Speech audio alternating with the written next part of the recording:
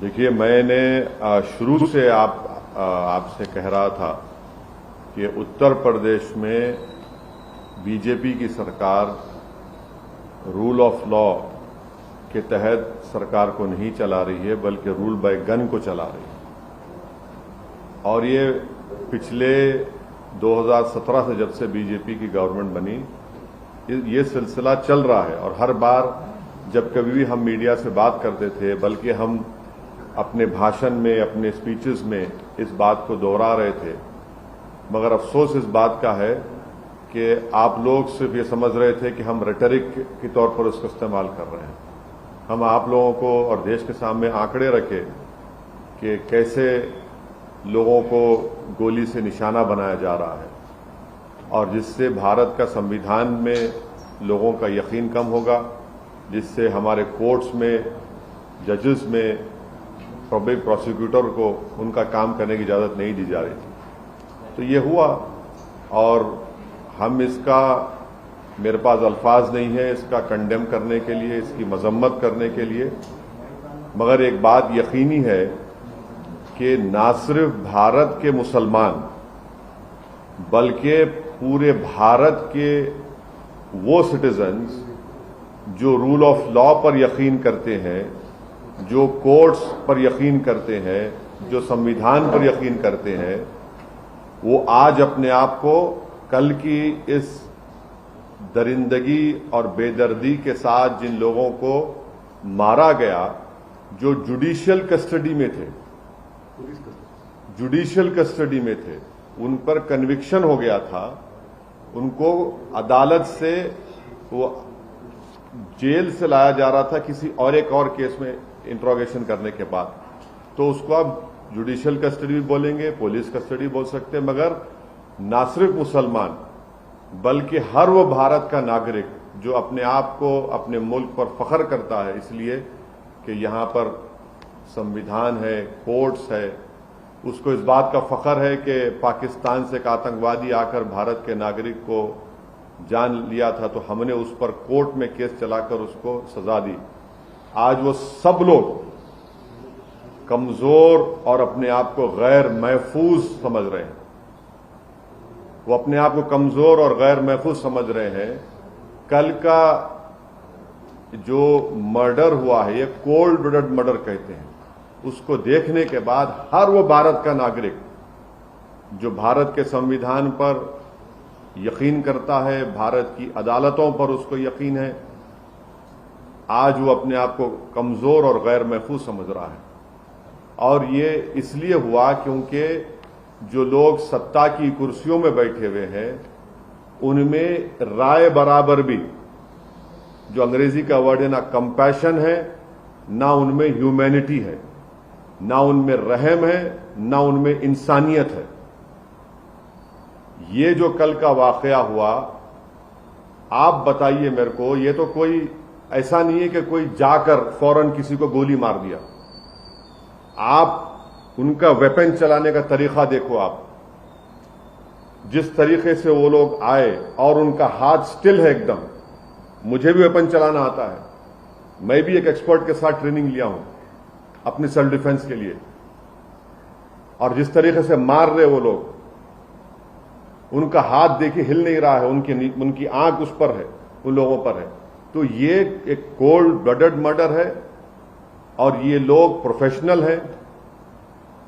और कितना इसमें उत्तर प्रदेश की बीजेपी की सरकार का इसमें रोल है, कितना इसमें ये कौन लोग हैं जो जाकर पुलिस की मौजूदगी में और मीडिया की मौजूदगी में, बल्कि लाइव टेलीकास्ट भी हो रहा था, वो इस तरह का कोल्ड ब्लडेड मर्डर करते हैं।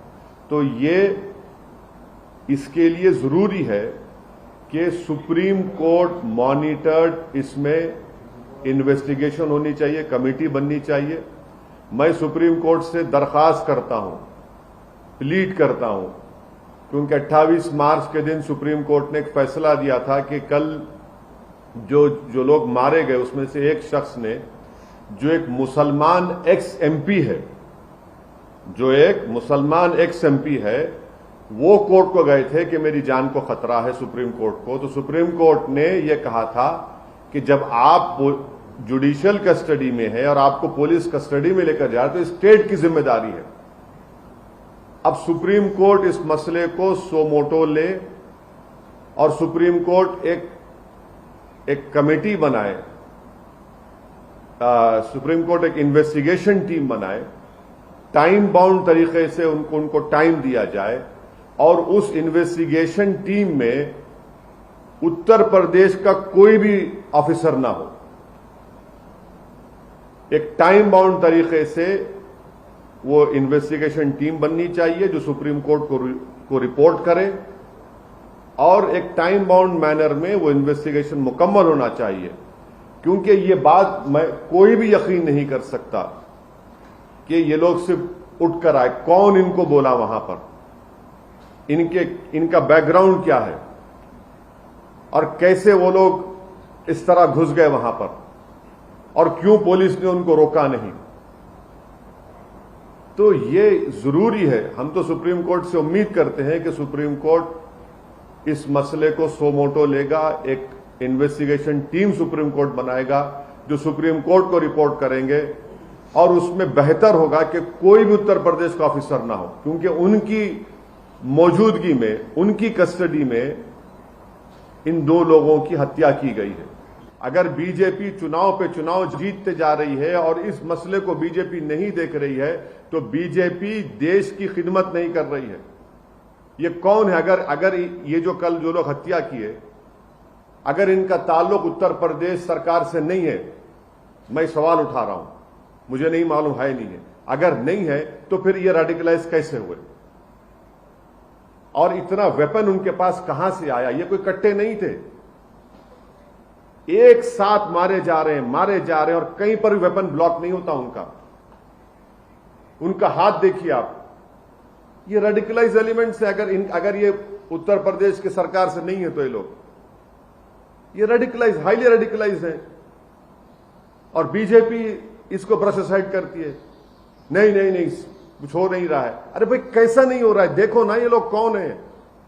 गोली मारकर कौन सा रिलीजियस नारा क्यों लगाते आप? इनको आप आतंकवादी नहीं कहेंगे तो क्या कहेंगे? देशभक्त कहेंगे इनको आप?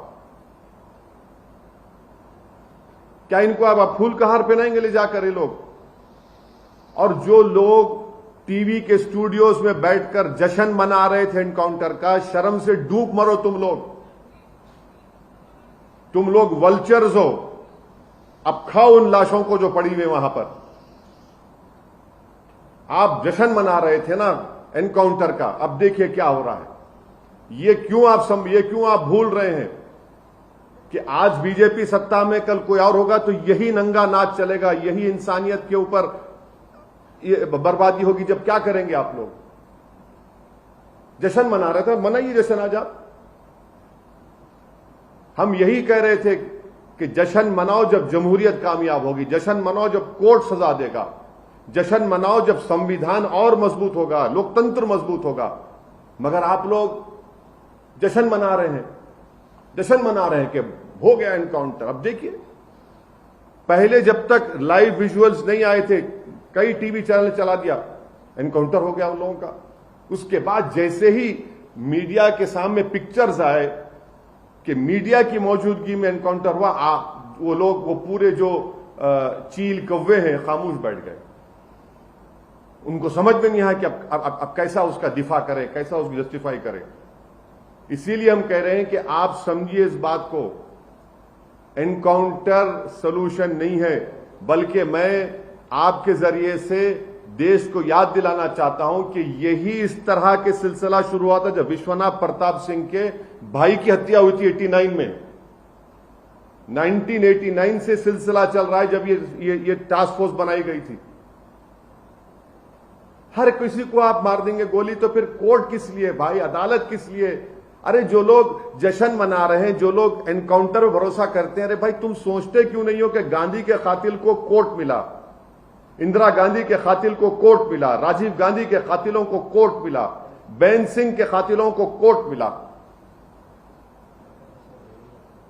और आप एनकाउंटर कर रहे हैं। ये जो कल हत्या हुई है इसकी पूरी जिम्मेदारी उत्तर प्रदेश के मुख्यमंत्री पर आयद होती है। उत्तर प्रदेश के मुख्यमंत्री में अगर कॉन्स्टिट्यूशनल मोरालिटी जिंदा है तो उनको अपने पद को छोड़ना पड़ेगा। और देश के प्रधानमंत्री से हम यह कहना चाह रहे हैं कि ये सबका साथ, सबका विकास, सबका विश्वास की जो आप बातें करते हैं, मुझे तो याद आ रहा है एक अंग्रेजी का एक है कि प्रधानमंत्री पॉन्टियस पायलट की तरह एक्ट कर रहे हैं। He is acting like a Pontius Pilate. मेरी गाड़ी पर हमला हुआ, मैं जो कल देखा हूं नजारे को, पूरा मुझसे ऐसे हुआ था, पूरा उसी तरह के नारे लगा रहे थे वो लोग, उसी तरह से गोली चला रहे थे। यह अलग बात है कि मेरा टाइम नहीं था उस दिन, मगर हम समझ नहीं रहे हैं। हम खुशी मना रहे हैं कि मरने वाला मुसलमान है तो कोई बात नहीं, मरने वाला कोई और है, पॉलिटिकल अपोनेंट है, कोई बात नहीं। अरे भाई, आप मारकर संविधान को, रूल ऑफ लॉ को कमजोर कर रहे हैं। आप हमेशा सत्ता में नहीं रहने वाले हैं, तारीख गवाह है। जब आप सत्ता में नहीं रहेंगे, कोई और रहेगा और उसी तरह की शैतानियत कोई करेगा, तो तब आप क्या करेंगे? रोएंगे, पुकारेंगे। तो हम यह डिमांड करते हैं कि ये पूरी जिम्मेदारी उत्तर प्रदेश के मुख्यमंत्री पर आती है, क्योंकि उन्होंने उत्तर प्रदेश की विधानसभा में खड़े होकर कहा था कि मिट्टी में मिला देंगे। देखो, आपने ये कहा ना, ये कोई जबान है एक देश के सबसे बड़े प्रदेश के मुख्यमंत्री की, जो बीजेपी के लोग उनको नरेंद्र मोदी के बाद या उनसे पहले प्रधानमंत्री बनाना चाहते हैं।